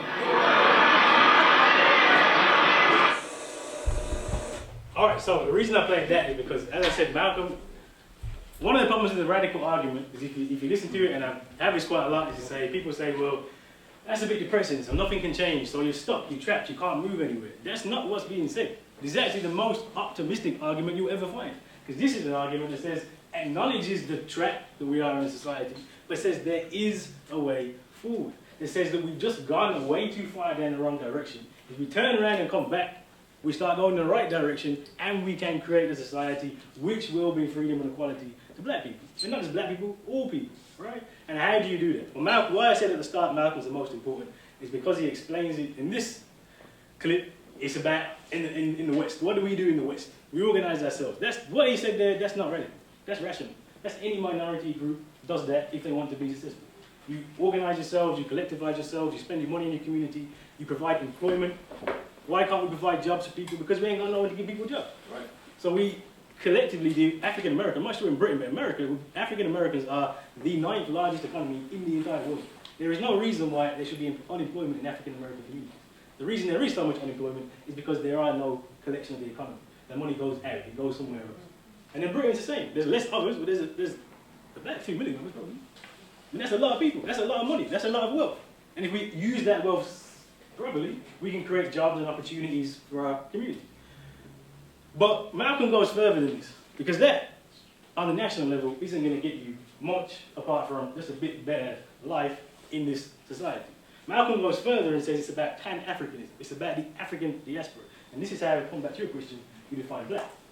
The next book I'm going to write is going to be called Back to Black. Black was defined very, very clearly, very, very simply. African diaspora. Those people who are taken in chains and slaves out of Africa and the people who are left behind. That's black. It's simple. It's not complicated. And it needs to be a unity, a collection of us, so we can control the economic politics of our communities so here. How do you know that? And abroad. Part of that diaspora. How do you know? Yeah. What do you mean, how do you know? You know. How do you know? Because there's people with fair skin, but they may be still part of the diaspora. It's not. This is what. This oftentimes you get into is black. How black we're talking about? Is there a gradation? But it's true. It's true. What I would say about this is clear, man. That when we say black in that sense, so yes, it's linked. What does it mean? No, yes, it's linked to African descent, right? African descent, Negro, color, yeah. It's linked to that, right? But it's more than that. It's much more than that. It's actually a political construction that we are saying we are black people. We are saying to ourselves and to the world we are black people. You can look darker than me, have thicker hair than me, and not be black. So you have to identify. It's about the politics. It's about the politics. And there's a politics. I was trying to find this, but I couldn't find it on tape. Where Malcolm says very clearly, there's a Negro revolution and there's a black revolution. The Negro revolution is a civil rights, enter the system, integration, not going to get us anywhere. And there's the black revolution. There's a new kind of Negro who calls himself a black man. It's when you buy into the politics, when you come part of the politics, that's what blackness is. Mindset. So you can be darker than me and still not be black. You can be lighter than me and be the blackest person than me. All right. So it's connected to the diaspora. So it's connected to the black politics. Who arbitrates that? Who makes that judgment? Who decides? Who decides? Yeah. One, the politics decides. There's a politics of it. So do you you've got to have a dialectic. When it's contested, I mean, we can see here that black is contested. That what could pass in black politics is contested. No. Let me make it clear. Let me make it clear. For me, and Malcolm will say, there is a political connection. The politics is not a discussion, right? The politics is that politics of revolution. It's Pan-Africanism. It's collectivism. It's moving together. That's the politics. You ascribe to that politics or you don't, right? You don't have to. Be free. Feel free not to. He said that the politics is revolution, but then on the other hand, he said that actually we can effect change without revolution. Muslims here are not going to be involved in the revolution. No. There's not. What I said was that on the national level, you have to be realistic, right? We want to get involved in the Pan-African Revolution today. So what can we do here? What can we do in Birmingham? What can we do today? The first thing we need to do is to organize ourselves collectively so that we can pool our resources and have, if there was a Pan-African Revolution today, black people in Britain would be part of it because we ain't got nothing to contribute. We've got nothing to contribute. We literally got nothing to contribute. So the idea is that on the national level in the West, you organize yourselves, collectivize yourselves, create the money and the basis so that we can influence and impact on that. Because actually, if you look at Pan-Africanism, the borders, we have to stop thinking of borders. Right? So if you live on the African continent or you don't, right? Pan-Africanism is a collection of Caribbean, American, and people who live in Africa coming together and saying, what is Pan-Africanism? The borders just don't exist. Marcus Garvey never went to Africa at all, never set foot on the continent. Yet he's the father of Pan-Africanism. Exactly.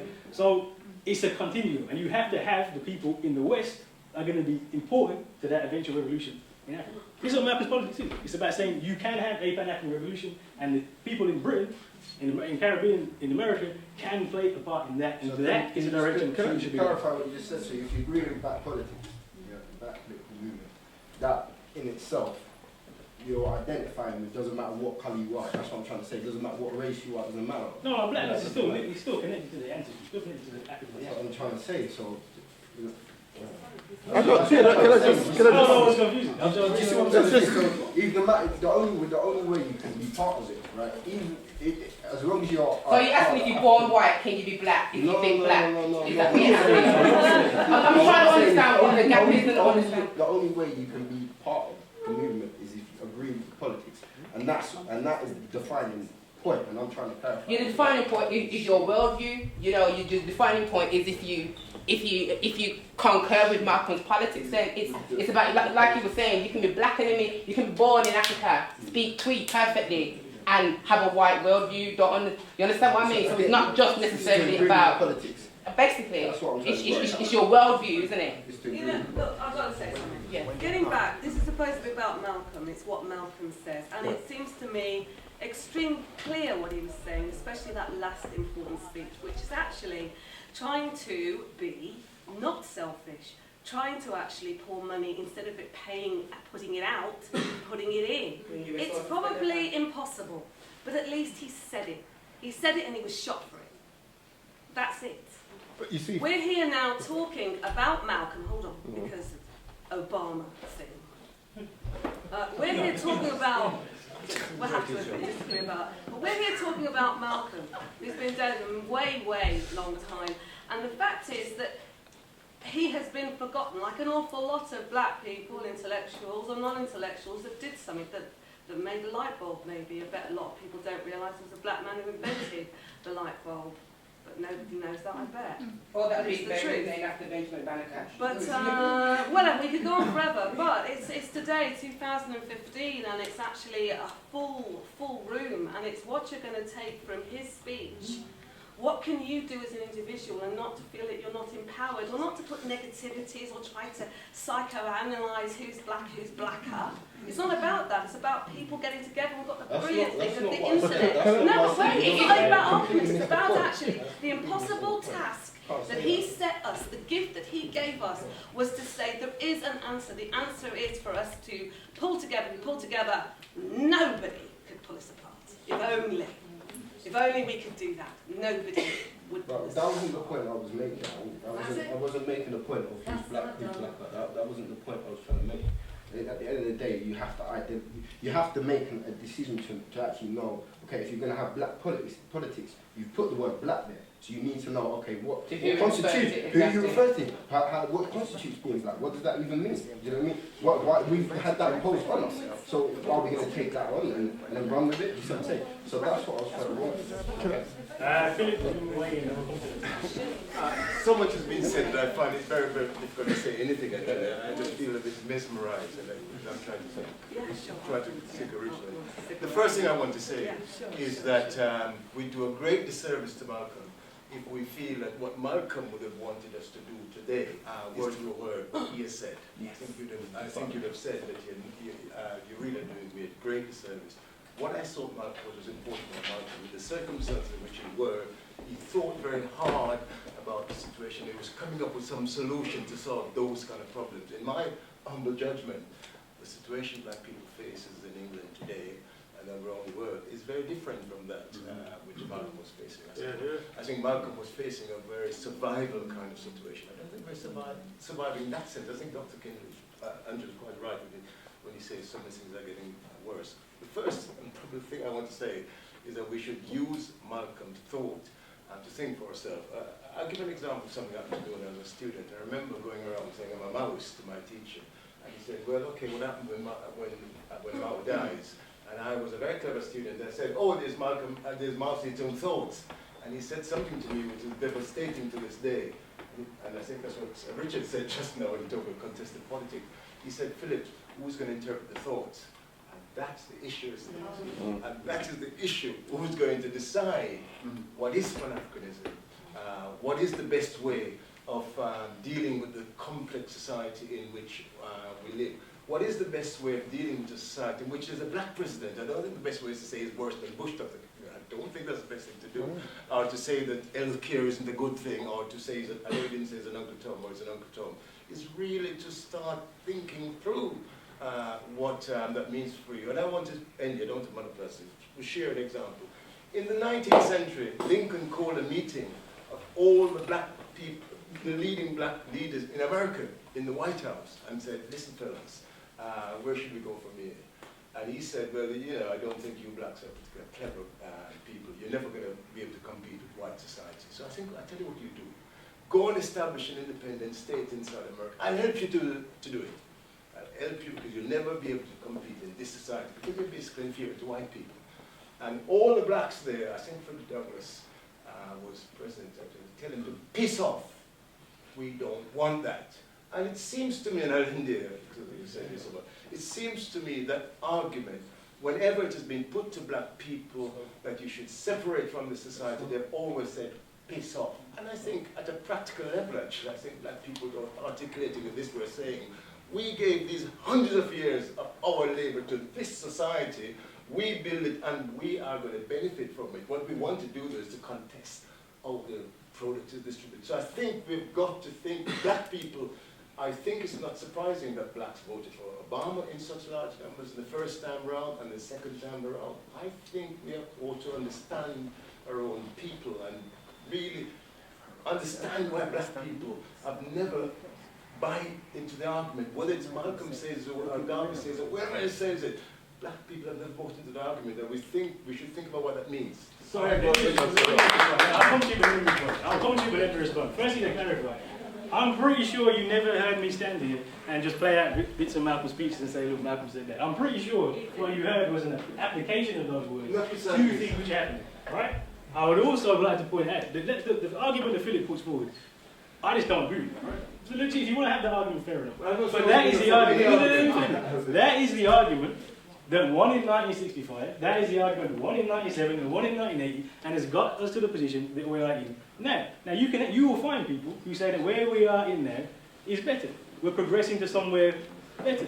But I will tell you this now. Look at the evidence. Analyze the evidence for yourself, and you will see that is incorrect. It's better for some. It's definitely different, but it's not. It's not better for everybody. Also, the idea that black people have never accepted the idea of Pan-Africanism is complete nonsense. Black people have accepted these ideas, and what has happened is when they have accepted these ideas, the white power structure in Africa, in America, in the Caribbean, in Britain, has come down hard, slapped them down, assassinations, murders, and put people in their place. That is the truth. The Pan-African argument, let me finish this clear. In 1960, this was when Malcolm's alive, Pan-Africanism is a proper alternative. There are Pan-African revolutions taking place on the African continent. This isn't theoretical. Malcolm is saying, there is people in Angola, in Ghana, in all these places having these discussions about Pan-Africanism, about African socialism. It wasn't that people didn't buy into it. It's that the attack from the West was so severe in terms of literally murder, putting up puppet governments. You want to look at why Africa's in the state it is today? It's because all these puppet leaders the West have installed because the radical leaders who were making Malcolm's argument all got assassinated. Look at where the money went to. Look what happened. Look what happened to Malcolm X when he started talking his argument. Assassinated. So it's not that people don't buy into it. It's the fact that the state and the power structures assaulted it heavily, destroyed it, and then we weren't clever enough to pick it up. So it ain't that Just a couple of quick things. As my brother mentioned, before we forget, there is an example of black people who have taken up the struggle of purifying themselves and distancing themselves from the wicked system in which we live, and that's the African Hebrew Israelites. They stepped away, they purified themselves and have become a community of highly progressive black people. But while you mentioned the definition of black, or black political power, I would like to quote Brother Khalid Abdul Muhammad, who says, black is, Pan-Africanism is colour, you need to be black. Culture, it's a culture that is defined by us as black people, where we have a way of life that is not Western. What does that mean? That way of, you need to study that. That's something you can't. Mayat from the Egyptian philosophy, that is African, right? Check it out, internalize it, and start to be it. Then you're looking at blackness, right? Color, culture, a way of life that is not Western, right? Consciousness, that means you're knowledgeable, you're aware, you're awake to what it is to be black and cultural. Yeah, you're awake. You're not someone that's just waiting to be soak up someone else's culture. And you're not an empty vessel whereby they can pour into you what they will and out comes what they put in. I.e., for example, modern day tattooing, calling our children kids, living according to Western world lifestyles. That's we've been poured into. So we've got to analyse what's being poured in so that we can analyse it and block it before it comes in so that we're conscious and corresponding cosmic connection. Khalid, this is Brother Khalid's words. That means that we are aware of a higher being than ourselves. One that we need to study, one we need to submit to, that is a guide for us in our lives. We cannot allow man and man alone to guide our steps. We need a higher being, the being that created us, the creator. That allows us to have a higher source which will guide our steps. And if we make a mistake, refer back to the Most High. So that the Most High can, you then have a guide. It's like we are human beings who need instructions. We need it. We like to talk and debate, right? But we need instruction today because there's too many debates. Question time, black question time. All of us want to talk, right? But we need guidance today. And the guidance comes from the Most High by whatever name you call him. Study him and let him refer to him and let him guide you. And then question him with humility so that you can be properly understand what the Most High is telling you you need to do. What I find funny is that you keep referring to him as him, but also what I find... Elohim, he and she, brother. What I also find funny is that whenever we need guidance, we always seek something that is external or exogenous. No, you are God, brother. You are God. We are all God's children of God. The term within Pan-Africanism called Sankofa, and basically what I feel the brother is saying is basically the symbol for Sankofa is a bird facing one way and the head going the other way. So basically we're going forward but we're looking back. So I think what the brother is trying to advise is to go, you need to read, you need to study all those principles that he was talking about. You will know what it is then to be. You will then articulate that through how you see fit, through how your conscience tells you to. You will activate. Say that again. It's individual. Spiritualism is individual, isn't it? But collectively is how you apply through your. So can it be seen collectively in a collective consciousness? Can it be done in that way? Well, this is. I hope so. It's been done. That's the intention as I stand. It's been done. Listen, we're running out of time. So anybody who hasn't said anything or wants to contribute, anybody who hasn't said anything wants to we're running out of time. Hasn't said anything wants to contribute. Shoot your hands up so we know who's. Jamila was first. 1, 2, 3, 4. Yeah, 1, 2, 3, 4. 1, 2, 3, 4, and then that's it. All right. So. Yeah. Real quick, should black people vote and white? Vote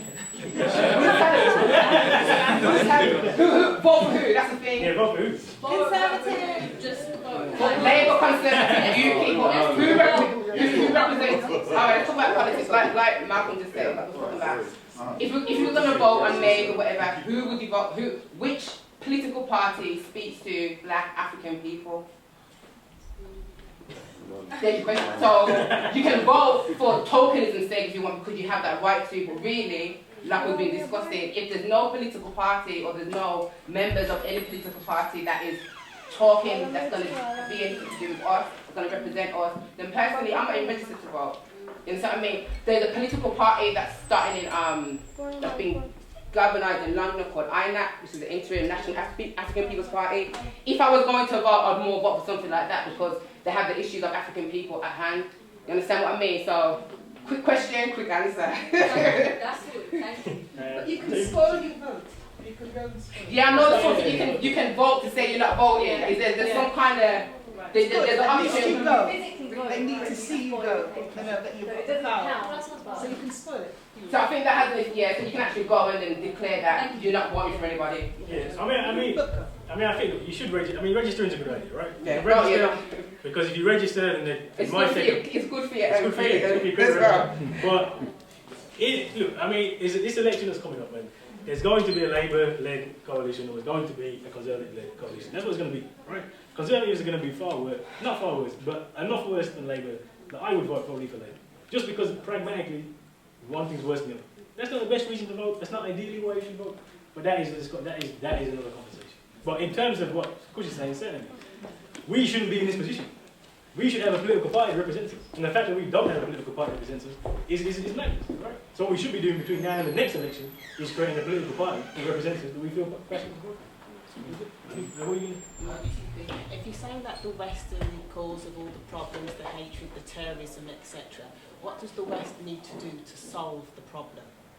The West can't solve the problem. The West can't solve the problem. It benefits the West for these problems to happen, but then they can implicate whatever measures they need to. There's more control, there's more. You understand what I mean? You take away people's security, then you can. You take away people's freedom, make them fearful, then you can implement all kinds of things. So it actually is in the best interest of the system for things to be going the way it is, you know. Which is why revolution is the argument. Look, you're saying the West is the problem. It's the problem. If you've got a disease, you get rid of the disease. Simple as that. But you want to put forward something new, and we shouldn't stop thinking it's impossible, right? The part of the reason the West survives is because we allow it to survive. We're part of it. Let's stop it and do something different. Right? I think what Robin Walker said is a case of we're lacking. No, we don't lack confidence as individuals, but as a race, it's almost like we don't believe in ourselves. We feel like we can't do anything. I don't know if we're buying into this idea that's been, you know, drummed on us over the last how many hundreds of years, but we seem to believe that we can't do it. We seem to believe that we can only do it with approval. We seem to believe that we have to wait, and we don't have to wait because Marcus Garvey, Malcolm X didn't wake up one day and say, you know what, I'm going to be a radical leader. They just got up, decided that things needed doing, and made steps towards it. And it's supposed to be a movement. So what happens is when Malcolm X died, when Marcus Garvey died, the movement shouldn't have died, and that's what we're getting to deifying people. And now that Malcolm's not here, what does that mean? His speeches are not relevant. The things that he said ain't relevant, and that's the kind of problems we get into today. We deify people, we put them up on a pedestal, and then when they go, the whole movement, the whole energy behind it goes, and then we're starting again every single time. Nothing's happening behind the scenes. Only when there's a big tragedy, you want to get up and, you know, I mean, these things should be happening all the time. But people are making themselves so comfortable within the white power structure. So as long as I can go to Jamaica every year, me and my family's nice, forget you like that, and that is the issue. That's that house, you know, field, that's the problem that we're having. I don't agree with that. Okay. We need to talk. Do you have that? Yeah. Something that we didn't get to talk about today is reparations, but I think for me, that's Pan-Africanism. That's the most powerful thing about that ideology, is because it's acknowledging that there is something greater than us here. Yes, in this country we are 3.3% of the population, which is insignificant, and in terms of economic power it's even less significant than that. But across, in America, in other countries, there are people who have resources, there are black people who have resources and have power, and if we can unite as a Pan-African community, then we can apply that pressure for something like reparations, and that will be the beginning of the revolution, because we're not in an economic position really to be going about doing that. But once we get what is owed to us, and we can then take that into wherever we choose to go, and do whatever we choose to do with that, then whatever happens after that is the next thing. But that should be the movement, I believe, right now. It's reparations. Can I just say though, before the tangible reparation, because most of us is right now to say, all right, every black person gonna get 10 grand, you know what we'll do? Most people go to town and spend it. You understand? The reparation needs to be up here first. The blackness needs to be up here. You understand what I'm saying? It needs to be up here first, because otherwise we can get the reparation, we get the money, then what? I'm going east, you're going north. We're still not doing anything, we're just fattening up the pockets of the system again, you understand? So if the reparations don't start in your mind, then the money in the pocket is not going to do anything, so it has to start. Well, like you said, it's a continuous movement behind the scenes. So those people that are conscious already, they could be fighting behind the scenes for that reparations. Meanwhile, we're educating our brothers. Exactly, and that is one of the points of OBU as well. Alright, so what we're going to do is run out of time properly. We're going to take the last three is a gentleman in the back, Fiore, and 3 comments. We won't respond. We'll just take 1, 2, 3, then we'll wrap up. Okay? So, comment or question? This is only brief. 2 paragraphs brief. Yeah, I might as well. 25 words.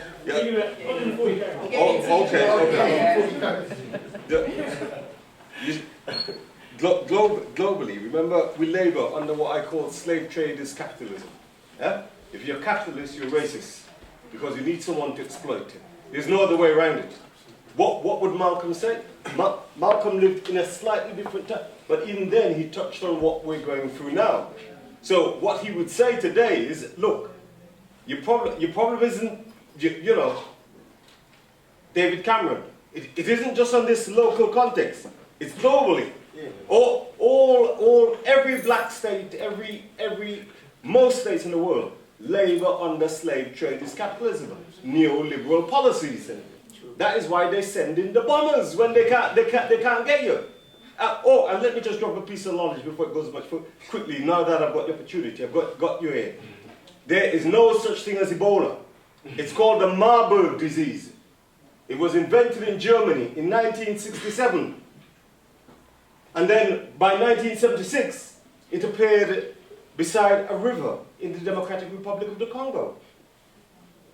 The river was called, yes? Ebola. Get it?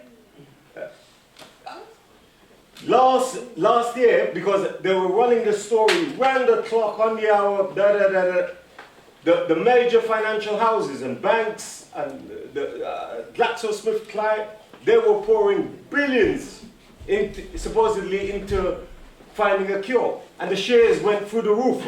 In other words, they were making loads and loads of it, of people suffering. And that's it. Yeah, thanks. Thank you. All right, we take the last 2 comments. We'll close them. Then you can talk after. Right, it's just really want to make a request and just wonder if... Can we have one voice, please? Sorry. Can we just keep it to one voice? You know, the next 2 sessions, if we could switch those around, the plain thinking and the bullet and bullet, or the bullet, because what we have is a situation where the registration closes on the 20th of April. Oh, it's 20th.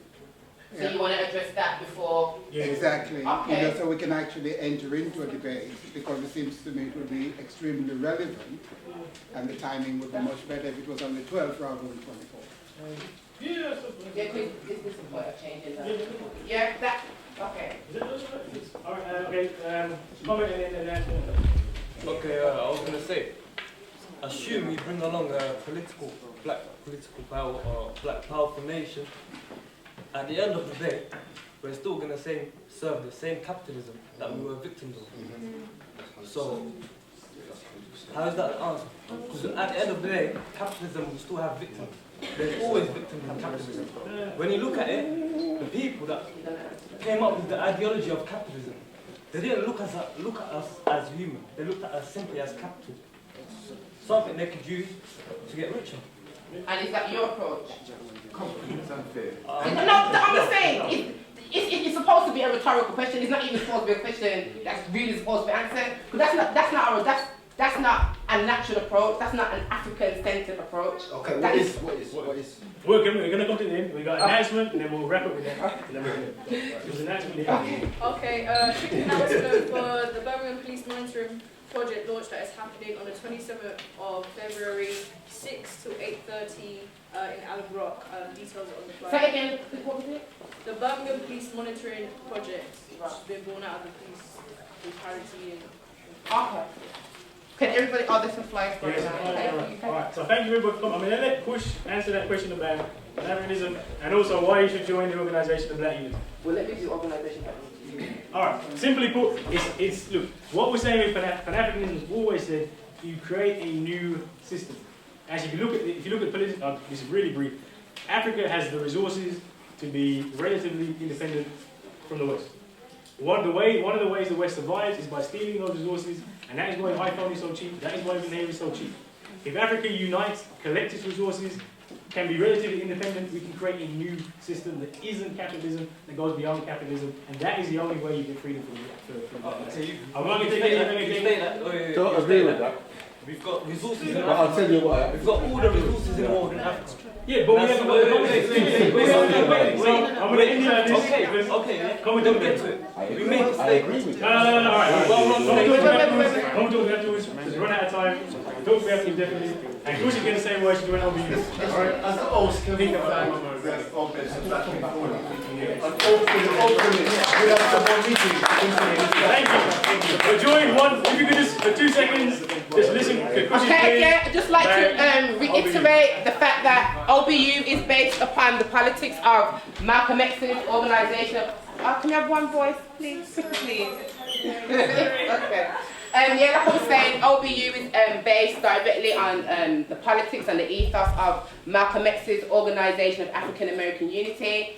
I mentioned earlier on the reasons why we encourage people to join, the reason why we ask people to pay is for the reasons that we've been debating tonight. There's many ways you can join. If you're a student, the rate is £4 a month or £44 for the year.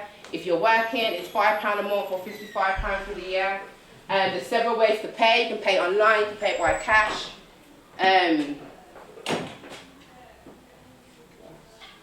That's it. I mean, effectively, it is. If we want something different, we have to come together and make it happen. And create it. You can't. No point complaining about racism if you're not going to do something about it. That's why we set up the Organisation of Black Unity, and we hope you will join us and help us to make the system better as we can. All right. Make some changes. All right. That's all we are. So thank you for coming. Thanks a lot.